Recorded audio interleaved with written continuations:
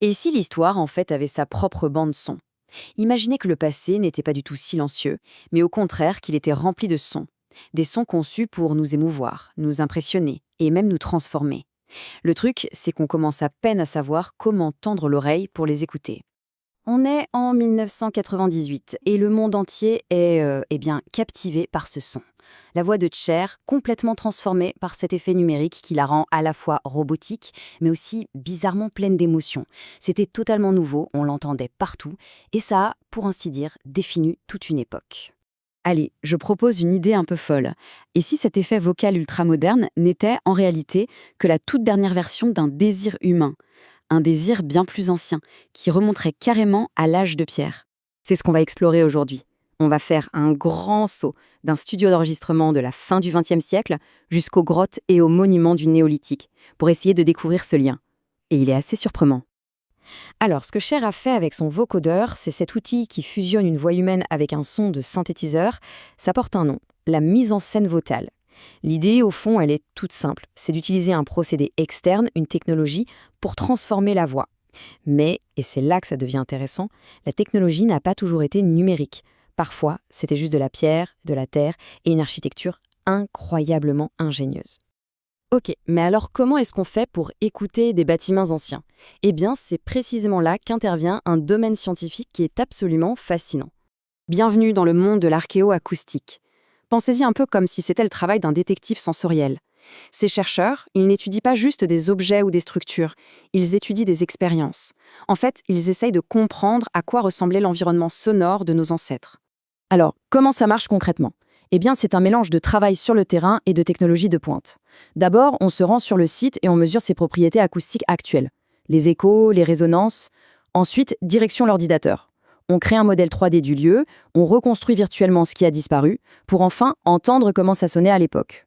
Et pour finir, on analyse les objets trouvés sur place.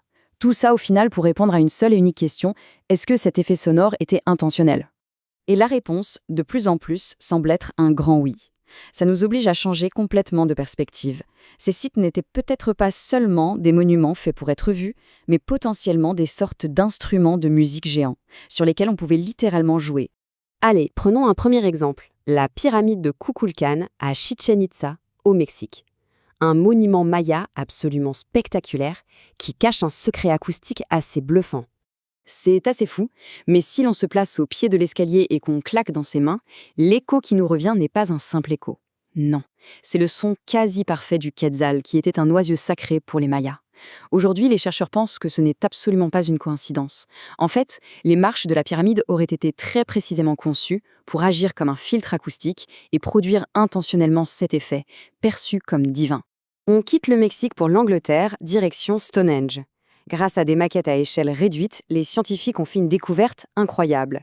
L'agencement des pierres n'était pas seulement visuel ou astronomique, c'était en quelque sorte un système de sonorisation préhistorique. Le son était amplifié et clarifié à l'intérieur du cercle, ce qui créait une expérience sonore très intime, très puissante pour les personnes présentes, tout en évitant que le son ne devienne un brouhaha confus. Et ce qui est fascinant, c'est que ce phénomène est mondial. On le retrouve dans des tombeaux à couloirs en Irlande et en Écosse qui ont été conçus pour résonner à des fréquences très basses, du genre qu'on ressent plus qu'on ne les entend. On le voit aussi dans les grottes préhistoriques en France et en Espagne, où les peintures sont très souvent situées pile aux endroits où l'écho est le plus fort, comme si le son avait guidé la main de l'artiste. Forcément, cette quête des sons anciens a aussi fait naître des théories, disons, fascinantes, mais qui se sont révélées être des impasses. L'idée de départ était, il faut l'avouer, assez poétique. Et si les sons du passé, par exemple la voix d'un potier au travail, avaient été accidentellement gravés dans les sillons de l'argile, un peu comme sur un vieux disque vinyle? C'est une théorie qui a persisté pendant des décennies. Finalement, la célèbre émission Mythbusters a testé cette théorie. Et le verdict est tombé. C'est un mythe. Il est physiquement impossible de récupérer un son intelligible à partir d'une poterie ancienne. Mais, et c'est ça qui est vraiment important, le fait de réfuter cette théorie rend notre idée de départ encore plus forte. La manipulation du son par nos ancêtres, ce n'était pas un accident. C'était bel et bien un art, et même une science totalement intentionnelle. Ce qui nous ramène, exactement à notre point de départ. La boucle est bouclée. À la préhistoire, la mise en scène vocale était purement acoustique. Un chaman au fond d'une grotte n'avait pas besoin de micro ou d'effets. La grotte elle-même était son processeur d'effets, transformant sa voix en un écho puissant, mystérieux. L'architecture, c'était ça la technologie. Aujourd'hui, on fait exactement la même chose, mais avec des outils numériques. Un producteur de musique va ajouter de la réverbération digitale pour donner l'impression qu'on est dans une immense cathédrale. Ou bien il va utiliser un vocodeur pour transformer une voix en quelque chose d'étrange, d'inhumain. Les outils ont changé, mais l'intention, elle, reste profondément la même. Et c'est vraiment ça, la clé de tout. Que ce soit avec des mégalithes ou des microprocesseurs, on a toujours cherché à dépasser les limites naturelles de la voix humaine, pour la rendre plus grande, plus étrange, plus mémorable, plus divine.